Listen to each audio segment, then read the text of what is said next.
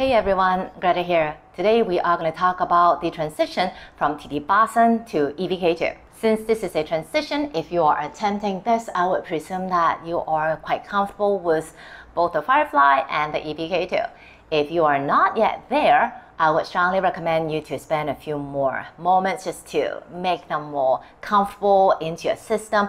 And for those of us who are wondering how to do those shapes, you can check out my previous videos.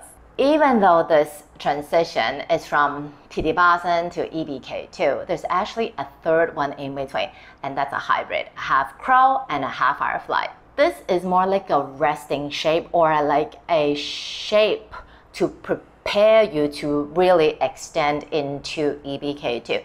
So it will be good to have that in the beginning. So just for you to check if you have all the elements ready before you proceed to, extending into EPK2. So let's check out how it's done. Okay, so you start here, right? Chest forward, right leg forward. Now bend left knee, come to a hybrid. Now from here, keep the chest and right leg forward, left knee away. Keep it close, chest forward, right leg forward, and then press the left leg behind you as you lengthen the chest and the right leg forward. So that was done really slowly, breaking everything down. You can see that from the TD I went into the hybrid, half crow, half FIREFLY. That is more like a checkpoint just to make sure that, hey, are my hips still up? Is my chest and the right leg still reaching forward? Because once I lift the left knee away from my tricep, as point of no return.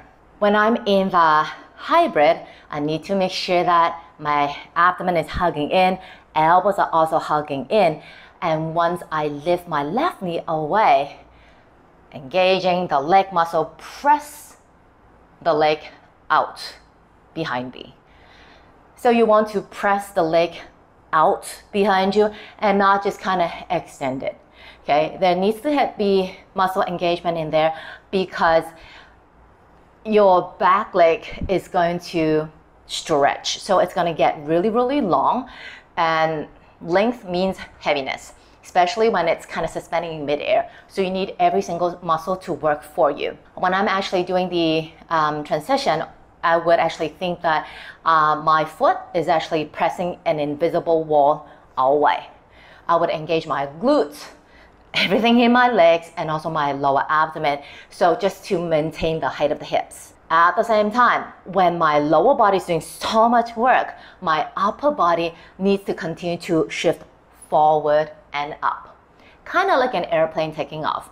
Because once you extend the back leg forward, it's very easy to have the chest come down towards the floor. And you don't want that to happen, because if your chest crashes down to the floor, then the hips will follow, and then the entire body is going to be so heavy that your body would just crash into the mat. A lot of coordination is needed in this shape.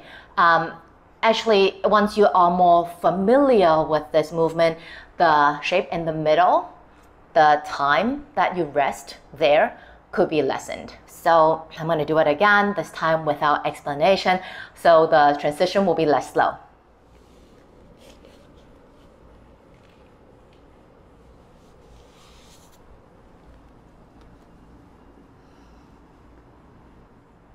One final tip, very important, keep the gaze forward, always forward. Even if you have to put something in front of you just to keep your attention there, do it. Once you drop the gaze, the entire body would follow. Once you drop the gaze, shoulders will collapse because the chest would want to come down to the floor. If the chest starts to come down, you're gone. That's it for my sharing for today. Hope it helps. Leave me a comment. Don't forget to like the video, share it, and subscribe to the channel if you haven't already done so. Take it easy.